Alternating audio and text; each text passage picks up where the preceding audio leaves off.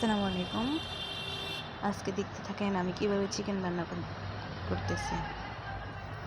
প্রথমে 4 piece chicken নিলাম, এরপরে হলুদের গুঁড়ো দিয়ে দিলাম, মরিচের গুঁড়ো দিয়ে দিলাম, কিছুটা মিক্স মশলা দিলাম, এরপর একটু লবণ দিলাম। সবগুলোকে আমি ভালোভাবে মেখে নেব। চিকেনের সাথে ভালোভাবে আমি মেখে নেব। হাত দিয়ে ভালোভাবে মেখে নেবার জন্য সব কিছুতে মশলাগুলো ভালোভাবে মিক্স হয়। মাখা শেষ হয়ে গেছে। এখন আমি এখানে একটা পাতিল বসাইলাম, একটা কড়াই বসাইলাম, কড়াইয়ের মধ্যে কিছুটা তেল দিয়ে দিলাম। তেলগুলো ভালোভাবে গরম হওয়া পর্যন্ত অপেক্ষা করব।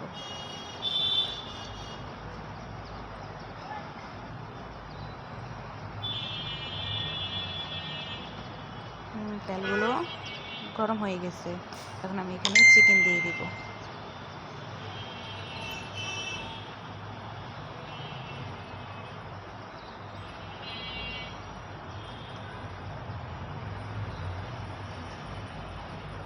চিকেনগুলোকে ভালোভাবে নেড়ে চেড়ে নেব, উলট পালট করে দিব যেন ভালোভাবে চিকেনগুলো ভাজা হয়।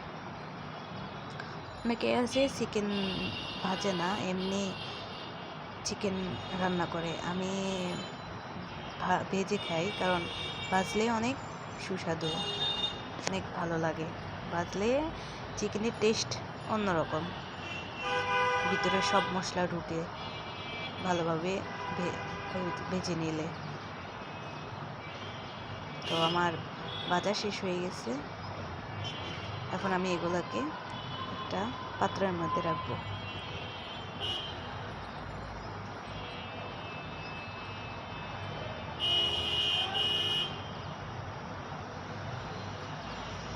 এখন আমি সবগুলোকে একটা পাত্রের মধ্যে রাখলাম। দেখেন অনেক সুন্দর ভাজা হয়েছে। এখন আমি তেলগুলোতেই পেঁয়াজ দিয়ে দিলাম। পেঁয়াজগুলোকে ভালোভাবে বাদামি কালার করে নেব, নেড়ে চেড়ে পেঁয়াজের পেস্টটা তৈরি করে নেব। কারণ তরকারি রান্না শেষ হয়ে গেলে পেঁয়াজের পেস্টটা দিলে অনেক অনেক সুস্বাদু হয়। আমার পেঁয়াজের পেস্টটা তৈরি করা শেষ। এখন আমি এগুলোকে একটা পাত্রের মধ্যে রেখে দেব।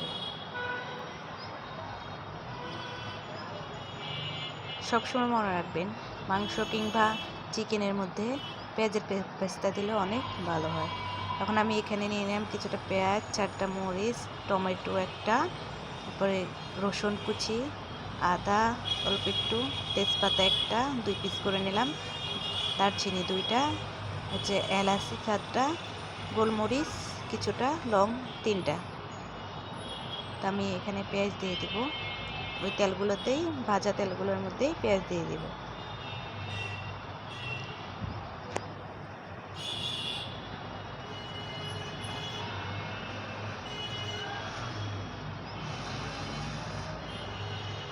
এরপরে মরিচ দিয়ে দিছি, পেঁয়াজ আর মরিচ দিয়ে দিছি। এখন এগুলোকে ভালোভাবে নেড়ে ছেড়ে নেব। এগুলা বাদামি কালার হওয়া পর্যন্ত আমি এগুলাকে ভালোভাবে নাড়তে থাকবো।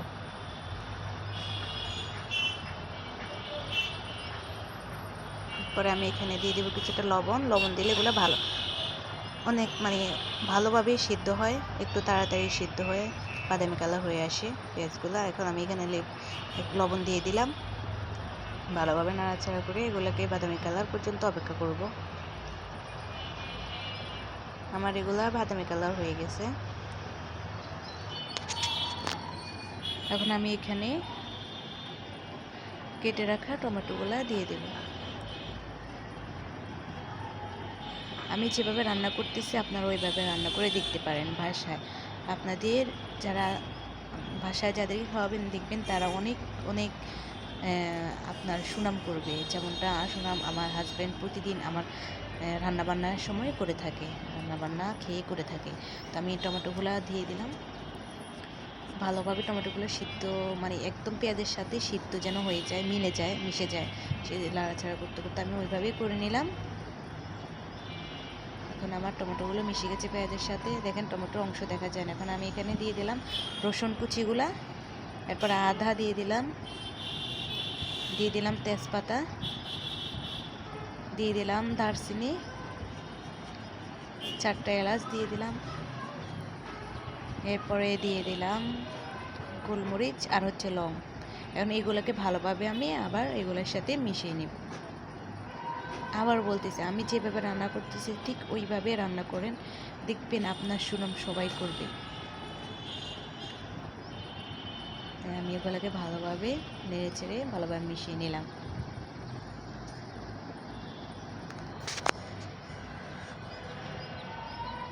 আর এখানে ভালোভাবে মিশানো শেষ। এখন আমি এখানে দিয়ে দিচ্ছি হলুদের গুঁড়ো, দিয়ে দিলাম হলুদের গুঁড়ো পরিমাণ মতো। আপনাদের পরিমাণ মতো দিন। আমি এখানে চিকেন 4টা, সেজন্য আমি আমার ওজন মতোই দিতেছি। এখন এখানে দিয়ে দিলাম মরিচের গুঁড়ো, তারপরে মিক্স মশলাগুলো পরিমাণ মতো দিয়ে দিলাম। আমি ভালোভাবে এগুলোকে আবার এগুলোর সাথে মিশিয়ে নিব, ভালোভাবে নেড়ে ছেড়ে এগুলোর সাথে মিশিয়ে নেব।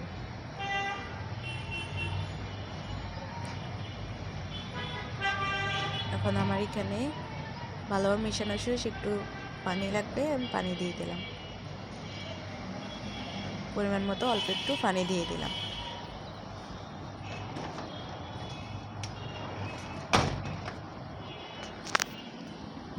পানি দিয়ে দিলাম পরিমাণ মতো।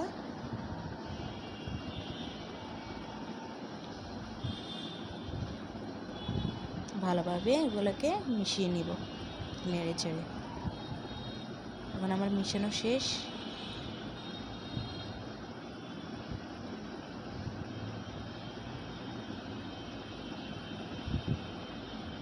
মিশানো শেষ হয়ে গেছে।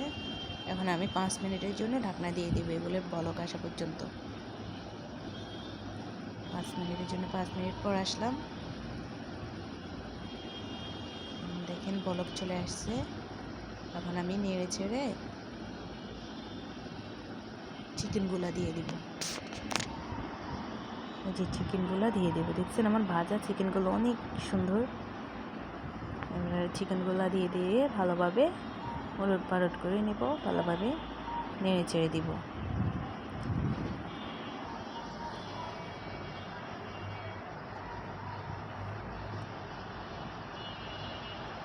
নেড়ে ছেড়ে দিলাম। এখন আমি ঢাকনা দিয়ে দিব 5 মিনিটের জন্য, যেন মশলাগুলো চিকেনের ভিতরে ঢুকে। 5 মিনিট পর আসলাম, দেখেন পানিগুলো নাই, মশলাগুলো চিকেনের সাথে মিশে গেছে।